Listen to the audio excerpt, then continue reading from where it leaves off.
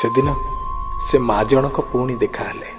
ସେ ମା ଜଣଙ୍କର ବିଶେଷତ୍ୱ ହେଉଛି ମାସକରେ ଗୋଟେ ଦିନ ତାଙ୍କୁ ସମସ୍ତେ ଭିକ ମାଗିବାର ଦେଖନ୍ତି। ସେଦିନ କେଜାଣି କାହିଁକି କେହି ଜଣେ ସେ ମାଆକୁ ପଚାରିଲା, ମା ମାସକରେ ଗୋଟିଏ ଦିନ ଭିକ ମାଗ, କ'ଣ ପୁରା ମାସଟା ସେଥିରେ ଚଳିଯା? ମା ଜଣକ ନୀରବ ରହିଲେ ଆଉ କହିବା ଆରମ୍ଭ କଲେ, ନାହିଁ ସେଇ ଗୋଟିଏ ଦିନ ପାଇଁ ତ ମୁଁ ଭିକ ମାଗେ। ଏବେ ଲୋକଟି ପ୍ରଶ୍ନ କଲା, ଗୋଟେ ଦିନ ପାଇଁ କେହି କ'ଣ ଭିକ ମାଗେ? କ'ଣ ପାଇଁ ମା? ମା ଜଣକ କହିବା ଆରମ୍ଭ କଲେ, ଖୁବ୍ କଷ୍ଟରେ ମୁଁ ଆଉ ମୋ ସ୍ୱାମୀ ମୋ ପିଲାମାନଙ୍କୁ ମଣିଷ କରିଥିଲୁ। 2 ପୁଅ ମୋର, ଜଣେ ଡାକ୍ତର ଆଉ ଜଣେ ଇଞ୍ଜିନିୟର। ଜଣଙ୍କୁ ପାଠ ପଢ଼ିବା ପାଇଁ ମୋ ବାହାଘର ବେଳର ସବୁ ସୁନା ଗହଣା ବିକ୍ରି ହେଇଗଲା। ଆଉ ଜଣଙ୍କୁ ଇଞ୍ଜିନିୟର କରିବା ପାଇଁ ମୋ ସ୍ୱାମୀ ତ ଆମର ସର୍ବଶ୍ରେଷ୍ଠ ସମ୍ପତ୍ତି ଜାଗା କେଇଗୁଣ୍ଠୁ ଆଉ ଘରଟାକୁ ବି ବିକିଦେଲେ। ସେମାନେ 2 ଜଣ ଖୁବ୍ ବଡ଼ ହେଲେ, ଜଣେ ଡାକ୍ତର ଆଉ ଜଣେ ଇଞ୍ଜିନିୟର। କ୍ରମେ ଆମ ବୁଢ଼ାବୁଢ଼ୀଙ୍କୁ ମଧ୍ୟ ସେମାନେ 2 ଭାଗ କରିଦେଲେ। କହିଲେ, ଗୋଟିଏ ପୁଅ ପାଖରେ ବାପା ମା 2 ଜଣ କ'ଣ ଖାଇବେ ଯେ? ଜଣେ ବାପାକୁ ରଖୁ ଆଉ ଜଣେ ମାଆଙ୍କୁ ରଖୁ। ପରସ୍ପରଠୁ ଅଲଗା ହେଇ ରହିଲୁ ଅନେକ ଦିନ।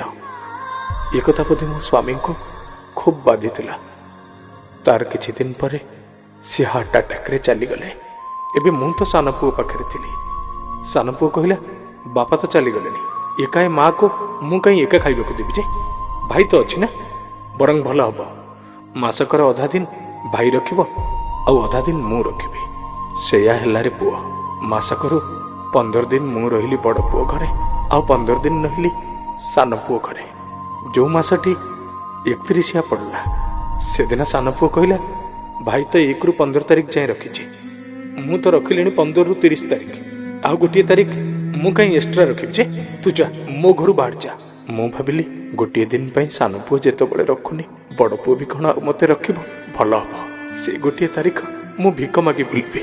ମୋତେ ଦେଖିଲେ ଦୁନିଆ କହିବ, ଅମକ ଡାକ୍ତର କି ଅମକ ଇଞ୍ଜିନିୟରଙ୍କ ମା ଭିକ ମାଗୁନି, ବରଂ 21 ଶତାବ୍ଦୀର ମାର ମମତା ରାସ୍ତା କଡ଼ରେ ବେସାହାରା ହେଇ ଭିକ ମାଗୁଛି ଦୟାର କରୁଣାର ତା ପରବର୍ତ୍ତୀ ପିଢ଼ିକୁ। ଭାବିଲେ ଲାଗୁଛି, ଦିନେ ଗୋଟିଏ ମା ନିଜର 5-5ଟା ପିଲାକୁ ଏକା ଖାଇବାକୁ ଦଉଥିଲା, ଗାଧେଇ ଦଉଥିଲା, ସେମାନଙ୍କର ଦାୟିତ୍ୱ ବୁଝୁଥିଲା। ଆଜି 5-5ଟା ପିଲା, କିଏ IAS, କିଏ OAS, କିଏ IPS, କିଏ ଡାକ୍ତର, କିଏ ଇଞ୍ଜିନିୟର।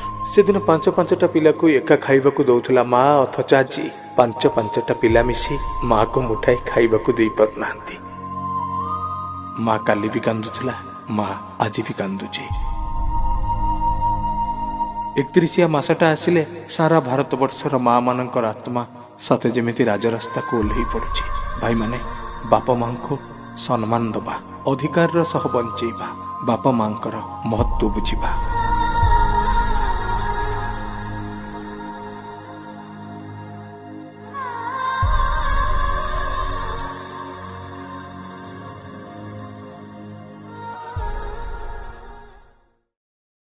क्यूट FM सबु समୟରେ सबु जगारे आपणक साथी रे। Cute FM।